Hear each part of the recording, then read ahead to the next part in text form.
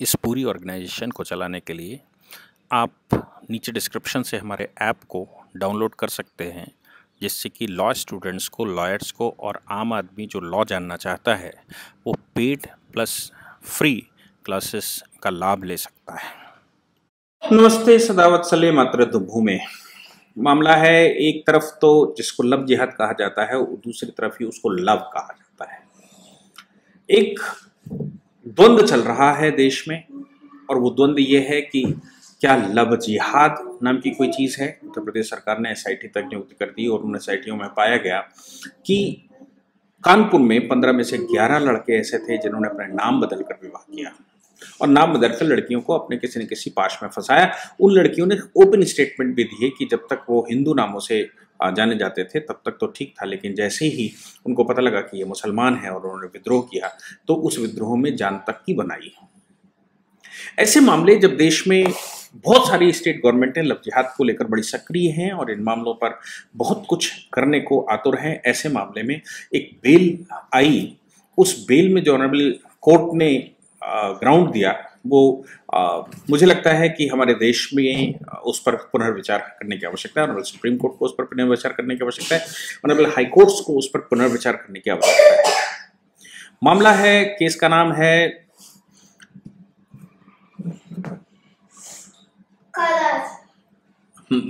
Honourable justice Anoop Chitkara का, Uttarakhand high court में, जिन्होंने एक बेल ग्रांट की और उस बेल में केस का नाम था Abdul Rahman versus state of Himachal प्रदेश।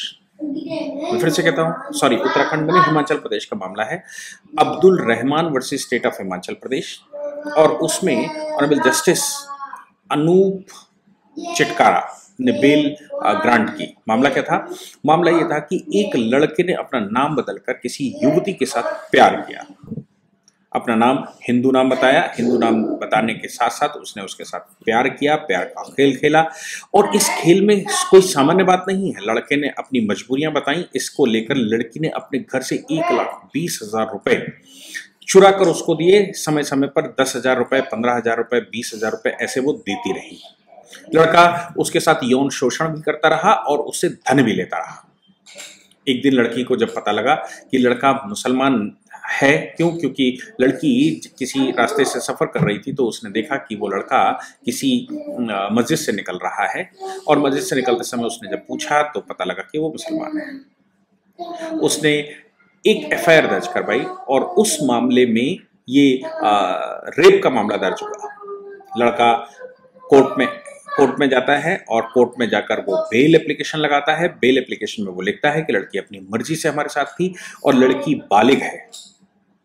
बालिग के मामले में कोर्ट की जो टिप्पणी आई, कोर्ट ने कहा केवल लड़के की ही जिम्मेवारी नहीं बनती है, लड़की की भी जिम्मेवारी बनती है कि वो पता करे। ये शारीरिक संबंध बनाना केवल लड़के के ऊपर भारी नहीं है, लड़के के ऊपर का ही जिम्मेवारी नहीं है, ये लड़की की भी जिम्मेवारी बनती थी कि वो शारीरिक संबंध बनाने से पहले सोचती, और वो शारीरिक संबंध बनाना चाहती थी, इसलिए शारीरिक संबंध बनाया। और प्यार करना कहीं बुरी बात नहीं है। प्यार के लिए हमारे यहाँ हिंदुस्तान में मुसलमानों ने जो कॉन्सेप्ट दिया, मोहब्बत और जंग में सब जायज है, जो भारत में कभी कॉन्सेप्ट नहीं था। लेकिन मुसलमानों ने, जब आक्रांताओं ने भारत में शोषण किया, और उनका आज से नहीं, वो अरब से, जहां से लुटेरे शुरू हुए थे, वहां से ही उनका फॉर्मूला था मोहब्बत और जंग में सब जायज है। इस फॉर्मूले को ऐसा लगता है कि ऑनरेबल कोर्ट के सामने जब बात गई तो कोर्ट ने कहा मोहब्बत तो जायज है और मोहब्बत के लिए कुछ भी, इसलिए लव करना, मोहब्बत करना कोई बुरी बात नहीं है। और ऐसा कहते हुए कि लड़की की जिम्मेवारी बनती थी या लड़के की ही पूरी रिस्पॉन्सिबिलिटी नहीं होती, इसलिए लड़के को बेल लेने का अधिकार है। और अब्दुल रहमान को, जिसने नाम बदलकर हिंदू नाम रखकर एक लड़की के साथ रेप किया, शोषण किया, उसका पैसा लिया, और जब उसके ऊपर मुकदमा हुआ तो ऑनरेबल कोर्ट ने उसको जमानत दे दी। इतना ही नहीं, ये लड़की तो मेजर थी। हालांकि ऑनरेबल कोर्ट ने, सेम कोर्ट ने, ऑनरेबल जस्टिस चिटकारा, अनूप चिटकारा की कोर्ट ने पहले भी कई मामलों में इस प्रकार की बेल दी है। जैसे मैं आपको बता दूं कि एक मामला माइनर लड़की और मेजर लड़का मामला था, Rohit Sharma versus state of Himachal Pradesh का, 2001 ऑफ 2020। इस मामले में भी लड़की माइनर थी और लड़का मेजर था। भले ही वो हिंदू का मामला था, लेकिन लड़की माइनर थी, कोर्ट ने उसको बेल दी। इसके अतिरिक्त एक और मामला कोर्ट ऑनरेबल को इसी सेम कोर्ट के सामने आया, जिसमें लड़की 16 साल की और लड़का 21 वर्ष का था। 21 वर्ष के लड़के ने केस का नाम इस 21 वर्ष के लड़के ने बेल मांगी कोर्ट से। केस का नाम था श्री करण वर्सेस स्टेट ऑफ हिमाचल प्रदेश। ये 12 नवंबर का रिसेंटली मामला है, जिसमें एक 16 साल की लड़की और 21 साल के लड़के के शारीरिक संबंध बने। इस मामले में जब एफआईआर दर्ज हुई तो कोर्ट ने यह कहा कि लड़की ने शारीरिक संबंध चूंकि अपनी इच्छा से बनाया था, उसकी कंसेंट उसमें हुआ करती थी और कंसेंट होने की वजह से लड़के का दोष इसमें कम दिखता है, इसलिए लड़के को बेल होने का अधिकार है।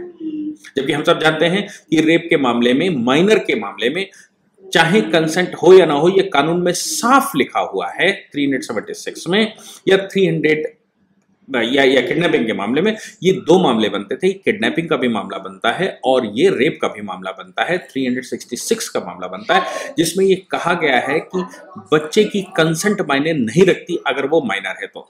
लड़की के मामले में भी ये कहा गया कि अगर लड़की माइनर है और उसके साथ कोई सेक्सुअल रिलेशन बनाया जाता है तो उसकी कंसेंट होते हुए भी ये रेप माना जाएगा।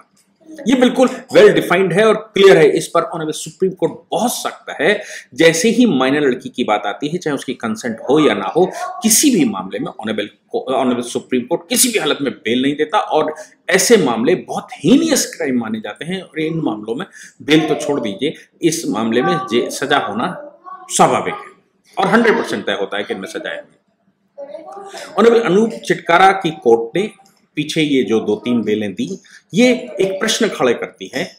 मुझे लगता है कि इन मामलों में हिमाचल प्रदेश सरकार पुनः उसको अपील करनी चाहिए, पुनः इनके रिव्यू पर जाना चाहिए, डबल बेंच में डालें या फिर सुप्रीम कोर्ट जाएं। क्योंकि अगर नाम बदलकर, फरेब कर अगर कोई व्यक्ति धोखा देकर किसी महिला के साथ भी कोई संबंध बनाता है तो 375, 376 ऑफ इंडियन पीनल कोड साफ अट्रैक्ट करता है।